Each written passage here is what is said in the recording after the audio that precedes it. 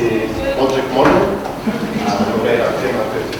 So my name is Hayes White. I work as a researcher at Whānau and it's my honour to introduce our outcomes team who will be talking about this topic today. Kia ora.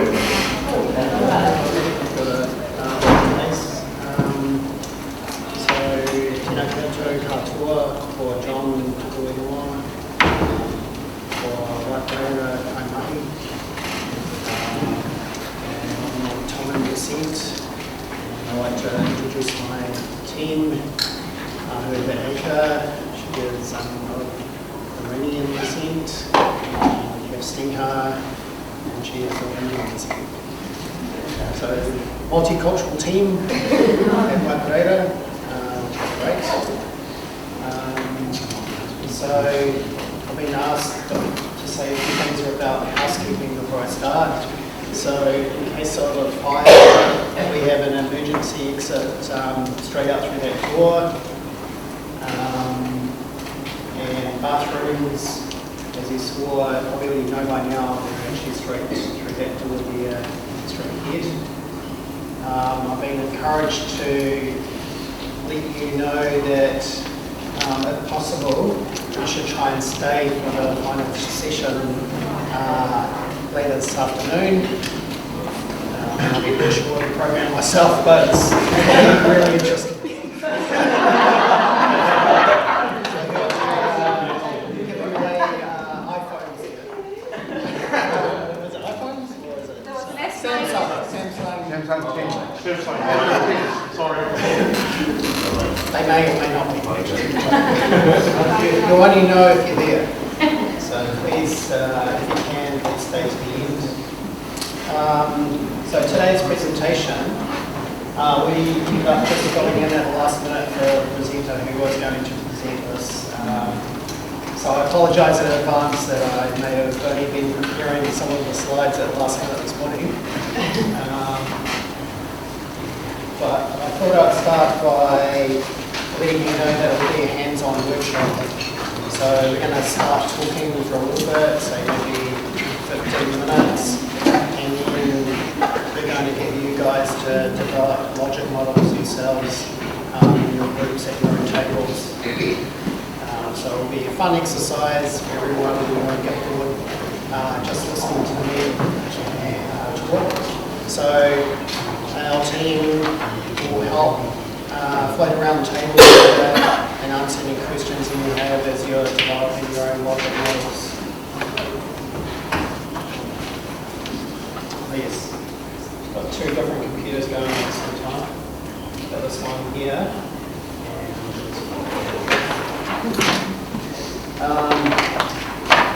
So why are we talking to you guys about logic models?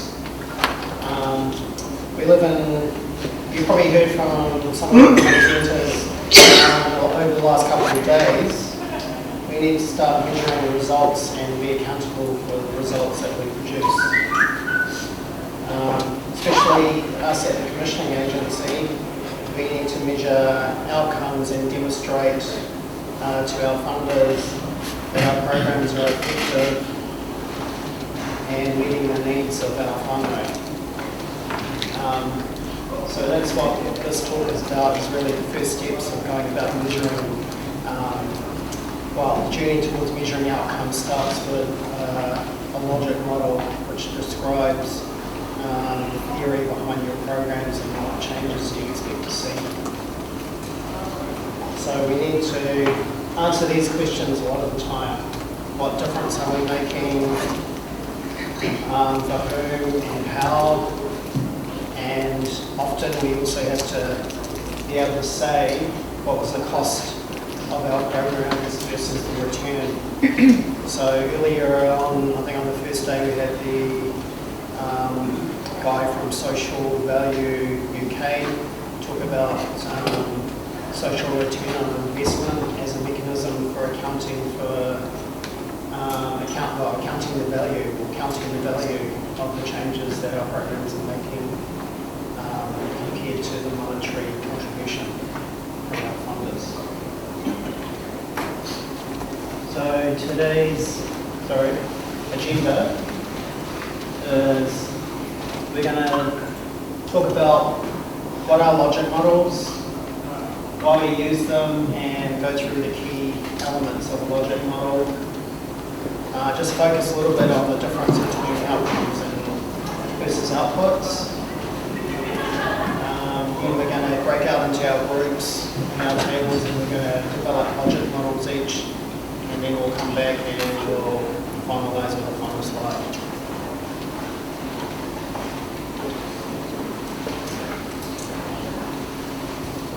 Welcome Marcus. So, hands up in the room if you've heard any of these terms up here previously. Alright, so a few people. So that means you're probably a little bit aware of developing a theory or logic behind programs. So often you do hear different terminology used in the area in terms of logic model. You can hear the term program theory or program logic, intervention framework, etc. Theory of change, model of change, outcome map.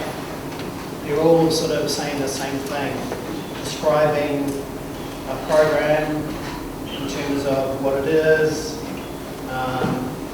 what are the activities, what are the outputs, and what is the expected result.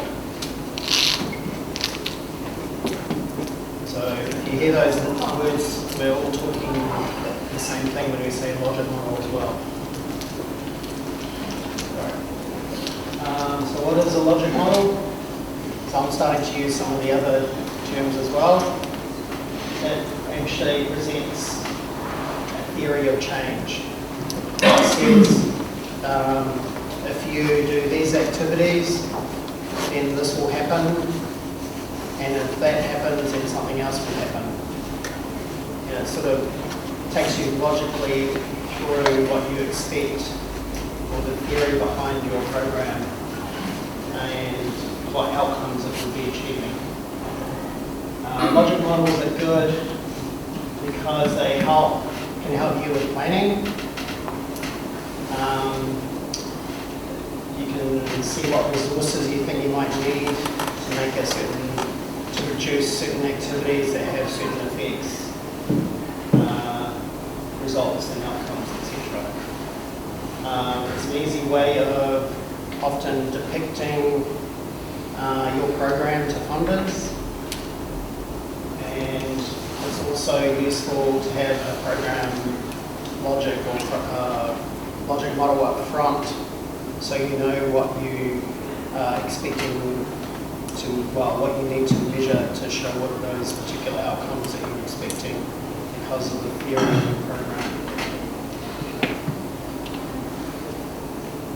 And there's a whole list of other things why you often start with program logic or logic model when you're developing a program. Having said that, a lot of the time, say for instance with Te Whānau, some of their programs that they have in place now were actually already existed before TPM came along. So they did inherit the Coyote service from TPK, for instance. So recently, part of our roadmap was to actually start looking at developing a logic model for that program, even though it already existed in the past. And often at that stage is when you're coming into evaluation, trying to work out what effects the program has achieved while it's been running. So I'm not sure if there's did anyone get interviewed by Hector Kawai a couple of years ago when he went around Whānau interviewing Kaiarahi about their role as navigator? Yes. Because he was asking questions that are sort of related to the theory of change. That he was trying to understand your role and the theory and the change it has for Whānau. And how it leads to the outcomes that Whānau are achieving.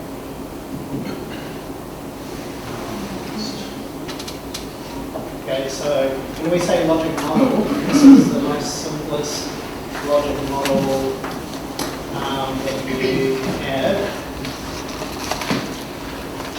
So it starts with the situation or challenge that you're trying to change. And then it lists the inputs, so that's what's being invested into the program, the time, money, people, etc. And then it logically says, if I have these inputs, I'm going to do this with the inputs, and that's going to be my outputs. So the activities, etc., related to whatever your inputs are, and because of these activities, I'm going to achieve this particular outcome, which is an outcome is actually the results of your outputs. So, for example, let's imagine a situation as I'm Homer Simpson and I'm hungry. My tummy's going like that. So I want some inputs. So the basic inputs that I'm requesting is bacon and eggs. So those are my inputs. Next, the process of what I do with those inputs is I shove them in my face like Garfield here, which is against all nutritional logic, isn't it? So, Rachel, I shouldn't be eating like that. And then at the end of the result, I'm happy. So that's an example of a logic model. It's a very simple one, and often what we see at morning tea. Here's more detailed logic model, and this highlights some of the key elements that we're talking about. So, actually, what do I get this button? Oh yeah, let's do. Okay, so you have your situation here. And say, let's use the, we've got some other examples later. So we define what our issue is and who the issue is about, or often we prioritize some things, and then we try to work out what are the inputs we need to change that situation. So, for example, inputs can be staff time, can even be volunteer hours. Often in my creator we have a lot of volunteers who input into our services and help do various tasks. We have money, knowledge, expertise, materials, equipment, all those sort of things fit into inputs, including partnerships. So often we work with other organisations either on a particular outcome we're trying to achieve. Next we have our own inputs. So participants can be counted as inputs into, outputs, so here we actually calling our activity as part of our outputs too. Because often we develop things like products, etc., training, and those are part of our outputs. Let me think of an example. Does everyone here know Whānau Direct? So let's think of some of the outputs associated with Whānau Direct. Say for instance, we do measure a lot of things in terms of number of applications. So an application process itself would be an output of Whānau Direct. Because it's one of the activities that we do. We meet with clients. And the other one is that into the process of Whānau Direct, Whānau get resources, so that's an output of Whānau Direct as well. But the actual thing that we're really interested in is not Whānau receiving a resource, but it's actually the effect or the result of that resource, and that's where outcomes come along. That's part of the outcomes that we're interested in measuring. A lot of the outcomes are very immediate or short-term outcomes associated with Whānau Direct. But we hope in some of our other programs, like for example, Coyote and CI, that some of the outcomes are more medium to long-term in nature.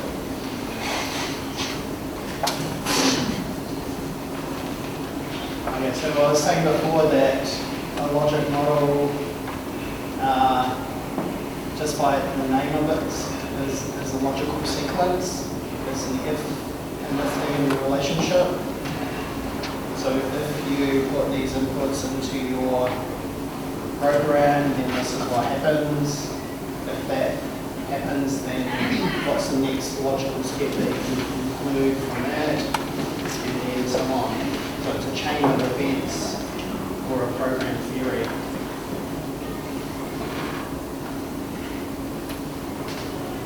The arrows that we often see in logic models actually depict the direction that you see the change. So if this happens, then this happens, etc. So that's the direction of the logic model. Another component of the logic model is actually time frame. So often that's dictated by the length of your program. How long does your program operate? So what outcomes are you likely to see within that time frame?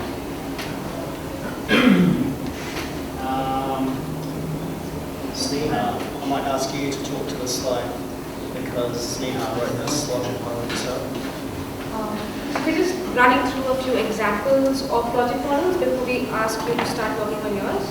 So this is the younger year program, and as you see, this is a pictorial representation of what the program is, and you get an idea of what the program is actually planning to do right from the inputs to the outcomes. So we have the participants listed over here, our issue or the challenge which we are facing or what we are expecting to do, the activities which will be a part of it, what is expected immediately out of the inputs. That is, you will have assessments, you will have film festivals, youth films, and the immediate outcomes, the medium and long-term outcomes. Another example is the Incredible Years programs. Have any of you heard of it? So it's a parenting program which is deployed by the Ministry of Education to help parents deal with child and social behavioral problems, and thus building the resilience and readiness of the child and development of the child later on. As you can see, we listed the stakeholders over here.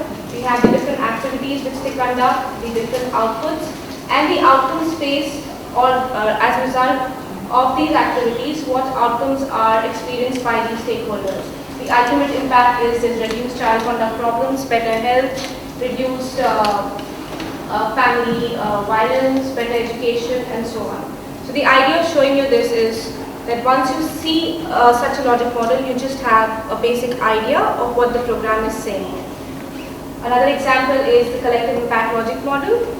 So the beauty of the logic model is it can be deployed for a certain program or an organizational level or even a set of programs as well. But today we'll just take it one step at a time. It's not easy to learn about logic models in an hour and a half, so we'll just give you a crash course on it today. I know you guys must be bored and wake up now. So let's start with developing a logic model for each of your tables. So we just like, maybe you can distribute yourselves a bit because we would want all of you to work in groups. So any of you want to shift your tables or so? Can I ask? Yes. So I'm just wondering, we've been talking a lot about aspirations, right? And so actually a theory of change, which is aspirational, and you kind of work back from the aspiration to how you're going to achieve or realize the aspiration. It's much more conducive in my feeling about Whānau.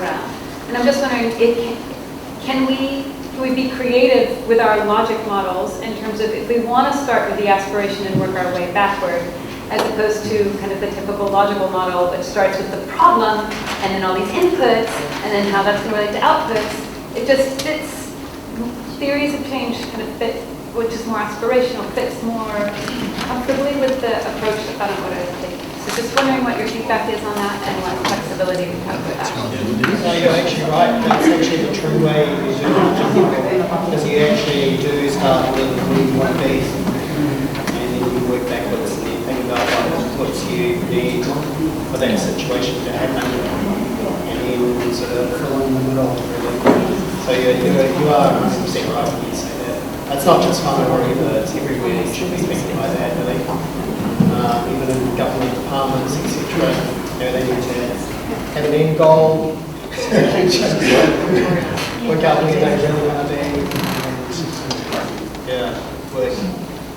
work out what do they need for this to happen, and then fill in the little bits. Yeah, so you're right. So there are different types of logic models. There's a theoretical logic model, there's an outcomes-based logic model which you're talking about, where you put your aspirations first and work it out behind of what activities you need to do. And then there's an input space, like what you put in, and then based on what you put, what will come through.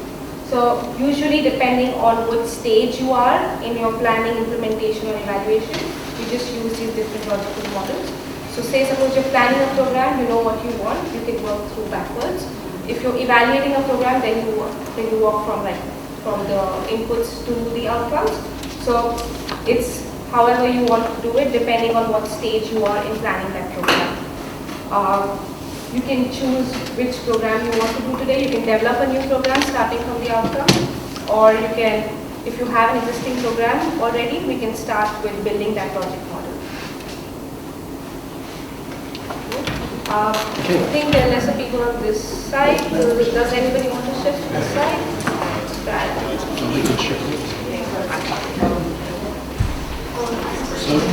So we just like all of you to work with this for the next. So do we just choose anything? And is that discussion and decide on the program that you want to do? Okay, what's our inspiration? Helping parents learn effective child management strategies.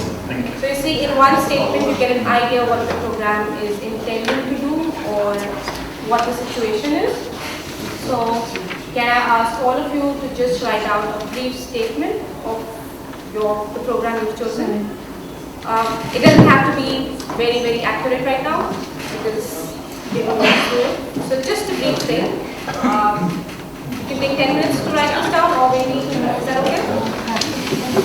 So, if you have any doubts, you can ask any of them.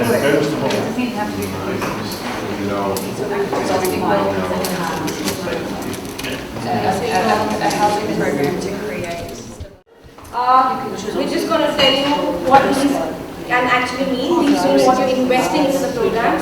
And this may be money, materials, staff time, volunteer time, partnerships, equipments. So jot down everything which will be required in, to develop that program or which is running that program right now. I know most of you have already started doing that. That's amazing. It shows that we're already on time. But let's give you 5 minutes to do this quickly. We're just a little very on time. All right.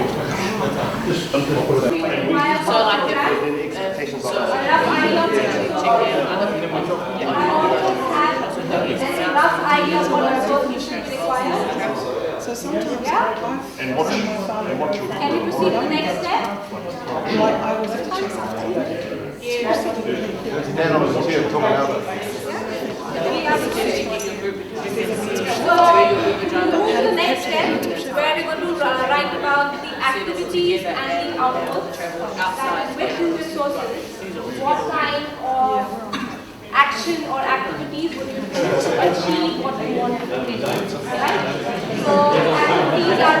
So the activities are what we do. The outputs are what has been done as a for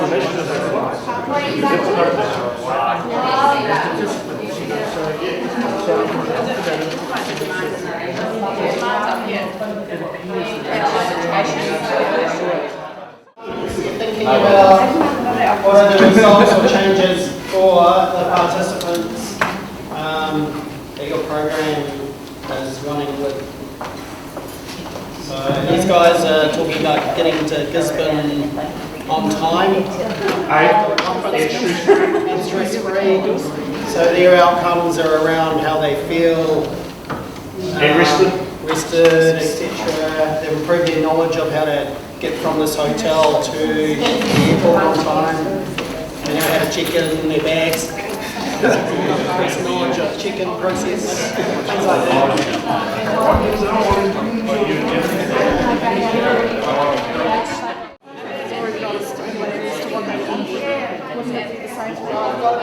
That'll be the basis.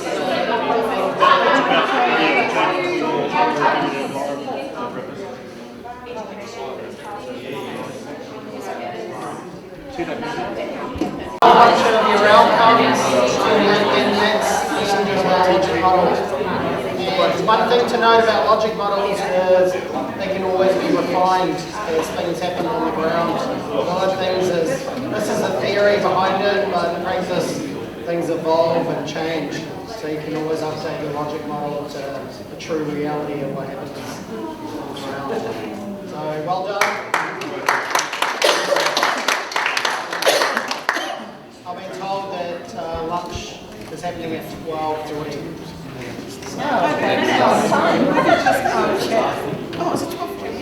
So you're welcome to pick up and go find lunch.